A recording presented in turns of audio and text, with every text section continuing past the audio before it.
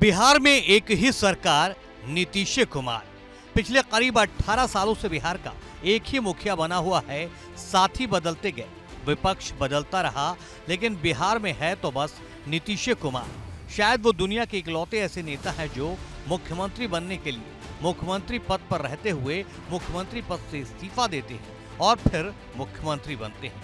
कभी लालू के साथ तो कभी बीजेपी के साथ, बस कुर्सी बनी रहे, चाहे कितनी बार भी पलटी मारना पड़े। 10 साल में 5वीं बार पलटी मारकर नीतीश कुमार एक बार फिर मुख्यमंत्री बने हैं।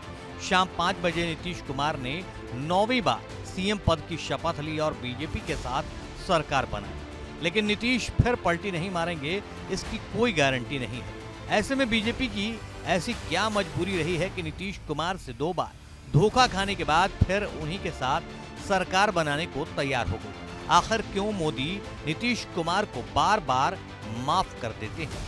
तो इसका जवाब जानना हो तो बीते 3 दशकों पर नजर डालिए। जब भी बिहार की राजनीति की बात होती है तो या तो सबसे ज्यादा नीतीश राज की बात है या लालू राज की। यानी इन दोनों का कद बीते कुछ दशकों से बिहार की राजनीति पर छाया हुआ है।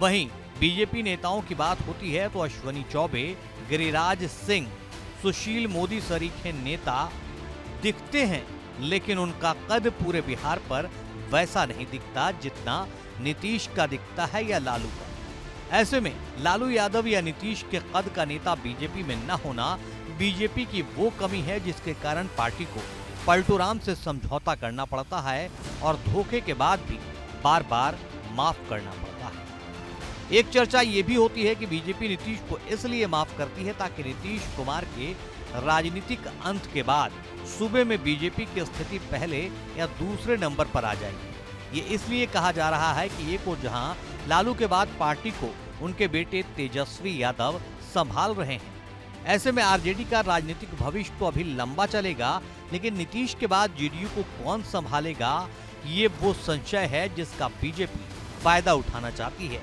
तभी तो नीतीश के लिए बीजेपी हमेशा अपने बंद दरवाजे खोल देती है।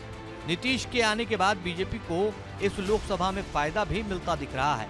हिंदी बेल्ट में केवल बिहार ही ऐसा राज्य था जहां बीजेपी सत्ता में नहीं थी। अब वहां भी विपक्ष पर तीर चलाकर बीजेपी ने कमल खिला दिया है, जिसका फायदा लोकसभा में होने वाला है। अब इसे आप बीजेपी की मजबूरी ही क्यों ना कहें, लेकिन नीतीश बीजेपी के लिए जरूरी है। तभी तो पार्टी आलाकमान पलटूराम नीतीश की हर गुस्ताखी को नजरअंदाज कर माफ करती रहती है।